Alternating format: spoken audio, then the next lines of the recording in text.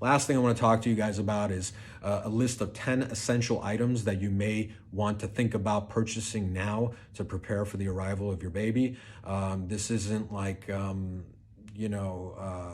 not trying to come up with the exhaustive list of all the widgets and gadgets and equipment that you might want to buy. I'm not trying to sell you guys on anything. I think even if you're not inclined to spend any money, these are like the bare essentials that I think you should strongly consider buying. Number one, bassinet. We're going to talk about newborn sleep, but I'll just say here that it's important for a baby to sleep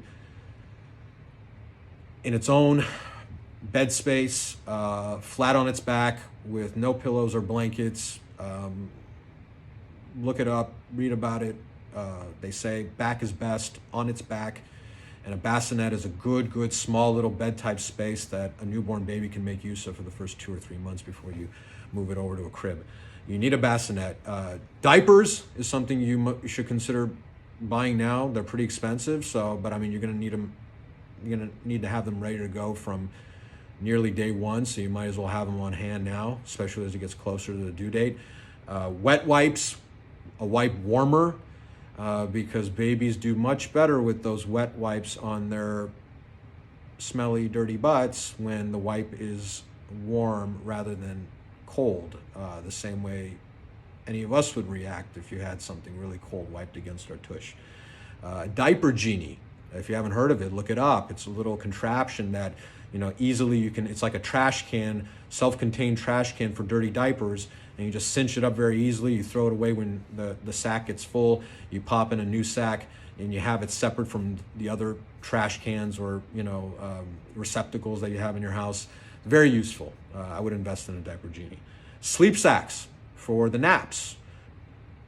Look it up. They're like these onesies where the arms fold over. There's like zippers or Velcro, and it swaddles the baby without you even having to learn how to swaddle a baby, which can be kind of tricky. And we love the sleep sacks. And honestly, your newborn doesn't even need clothes, because most of the time, depending on the ambient temperature in your home, it could just be in its diaper while it's in the home. And then if it needs to be warmed up, or for naps or nighttime, if it's a little cool, you can just put it in the sleep sack. Maybe control the temperature in your home with your thermostat. But sleep sacks are great, and we loved them. And I didn't end up learning how to swaddle so well in the end, because we used the sleep sacks and I didn't have to. Vitamin D drops, get them. Newborns don't spend a lot of time in the sun.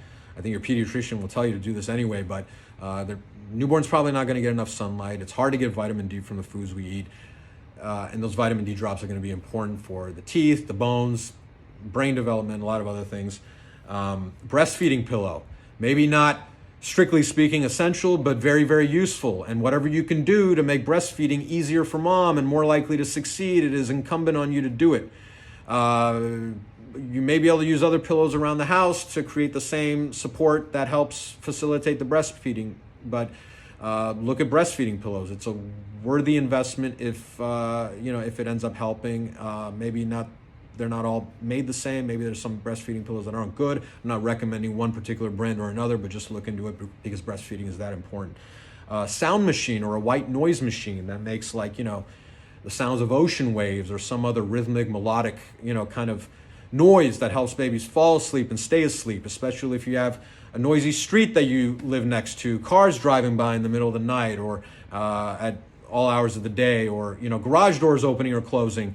Frankly, sound machines are good for even adults. I sleep better when we have the sound machine in our room.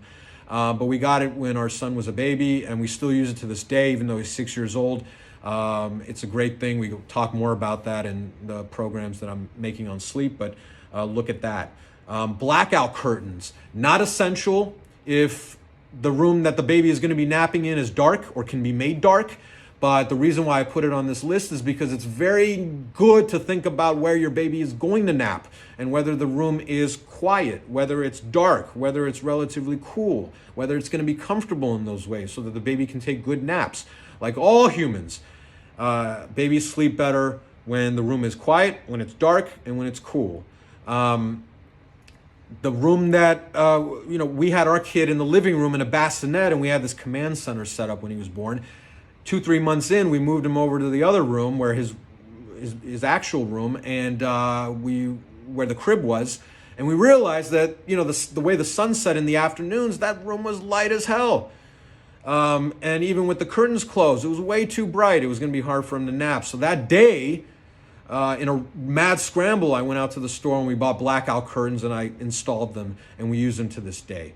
Something that I didn't think about beforehand, but you ought to think about. And whether you get blackout curtains or not, and if you don't get them because you don't need them, great. But it's very, very good to think about where your baby's going to be napping and prepare for that ahead of time. Make sure that it's a place that's quiet, dark, and cool. Bibs, all babies spit up. There's going to be spit up no matter who your baby is. That's just what they do. They nurse or they drink milk from a bottle, and then some of it comes back up. Bibs are going to be, not strictly speaking essential, but, you don't have to constantly change them out of their sleep sacks or their onesies or whatever. You may not need to buy very many clothes at all if you spend the money on bibs instead. And last is a rear-facing car seat. Definitely essential. Probably its own program, car seats, but there's information online about car seats, and your hospital and your pediatrician are going to, prenatal doctor, everybody's going to tell you that it's important. So I won't dwell on that.